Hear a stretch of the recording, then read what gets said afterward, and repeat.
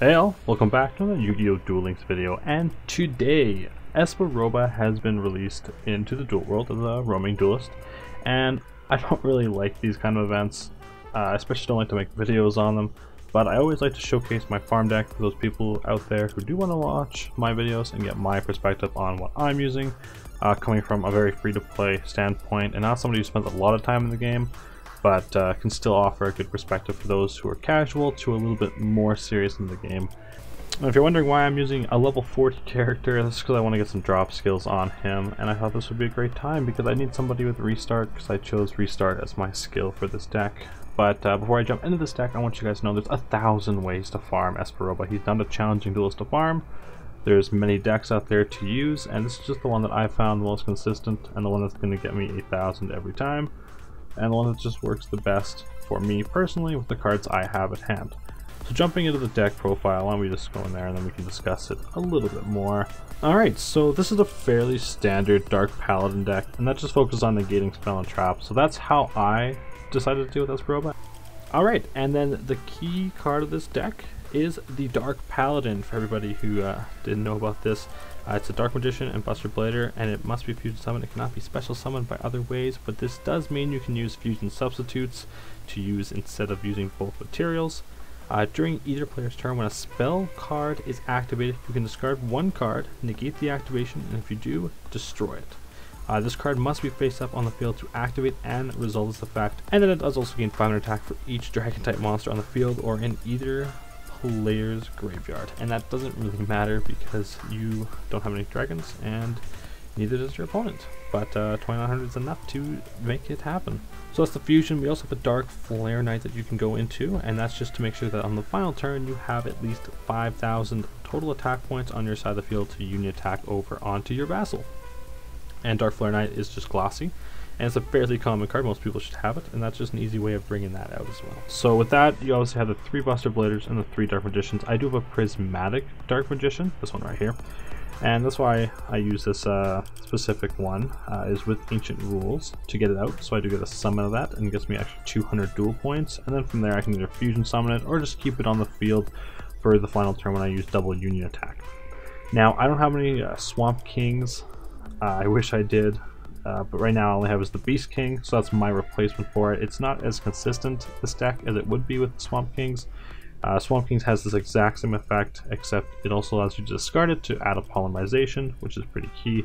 But I mitigate that kind of loss of consistency with the Fusion Recycling Plant, which is also glossy, might I add.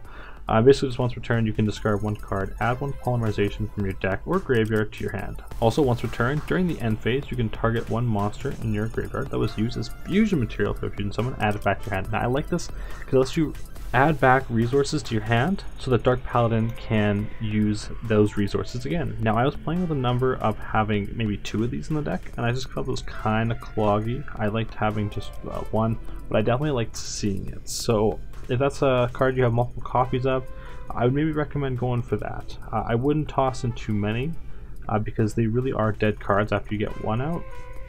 And also I just wanted to say that it's a great way of thinning out your deck. Adding the polymerizations to your hand is really key. You can thin out your deck for maybe even 3 cards. That's pretty awesome. That's a once per turn effect. And then just for searching, I have a Blue Dragon Summoner, and that just allows you to add a normal monster to your hand that is either a spellcaster, dragon, or warrior. And I do this so I don't die from attacks if I happen to draw this in the first turn. And basically with Restart, you just want to make sure you have a way of bringing out Dark Paladin, or something that might set you on a really close path to getting Dark Paladin out right away. And then some people say don't run the anti-magic arrows, but I think you should because he doesn't always get out Jinzo, and I don't see that happening a lot, especially with this deck. Once you have your powerful monster out, he doesn't normally bring out Jinzo. So I think you should run one anti-magic arrows, not just to stop his trap cards from switching your monsters to defense mode.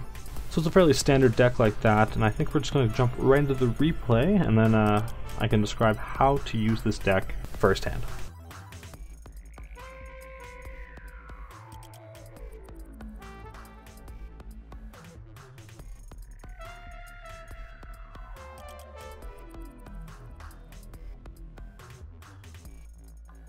Alright, so I decided to restart here because I didn't see anything in my hand that was going to allow me to get my Dark Paladin out right away. I had too many specific cards that were resource cards, and this other hand is not too much better. But I think the deck has a way of coming through most times. There's definitely other cards you could add that would be more consistent. But I do like this build because it's the most consistent I can build, and I don't really know what would be even better. Let's just check out this awesome Jinzo animation. Super cool here.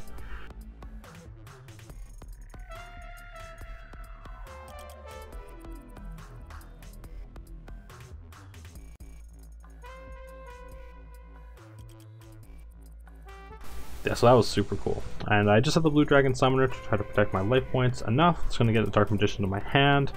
And then really all we need to do is draw Polymerization or a Fusion Recycling Plant, and we're set. So the odds aren't crazy difficult, like 4 to 14.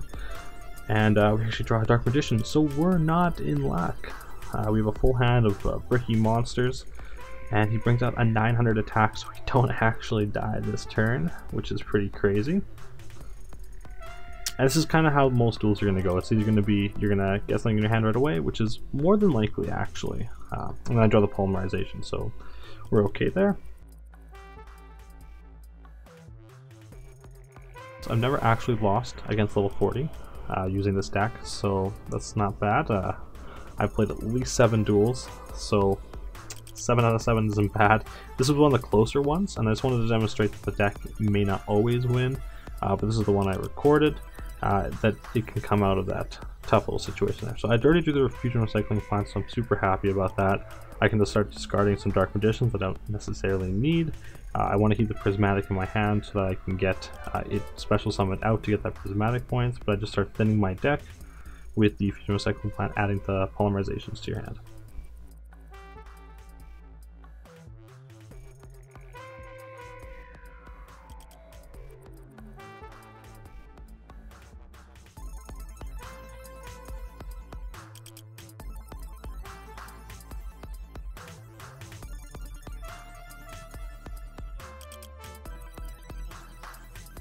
So basically right here, I'm just trying to thin out my deck. I'm just waiting for cards to be drawn. I'm not fusion summoning out anything else.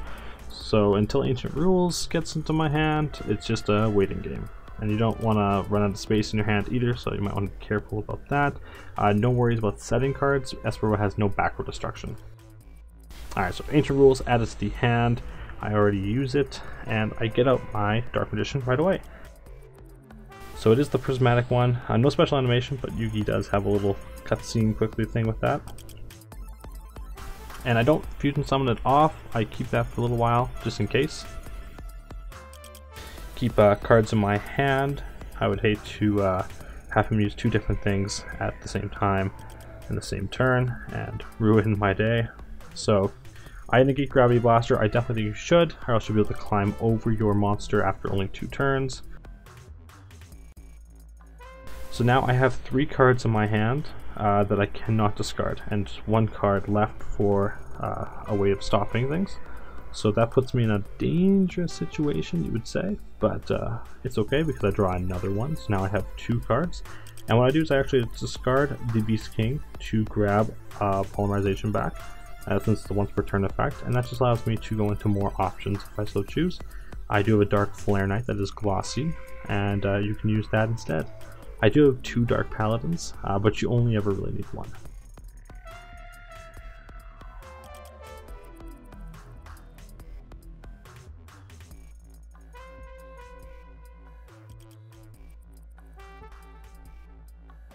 So I don't choose to negate Amplifier, but now he can use his trap card, which on hindsight I probably should have. But it's okay, because he definitely cannot take out your Dark Paladin because it has 2400 defense. So let's put that back into attack position, and I can actually fusion, and I do that just so I don't have to discard anything, and that's where the second Dark Paladin comes in handy.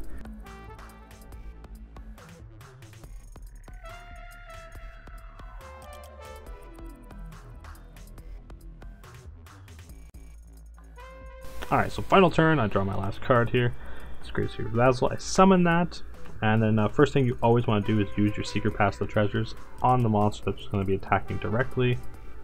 Vassal inflicts effect damage for everybody who does not know. Use double unit attack. It's going to power up your monster based on the attack of all monsters on your field, other than itself, that is, and then only the selected monster can attack. So I do that for both. And then we enter the battle phase, and we have to use our anti-magic arrows. So it's going to add up all our attack, and then it's going to prompt us.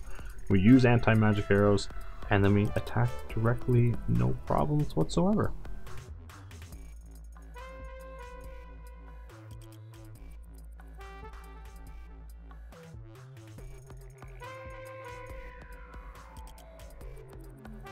And there we go, 8,000, no super rare, no ultra rare, no really great rewards whatsoever, but that's how farms usually go. I think we all feel that.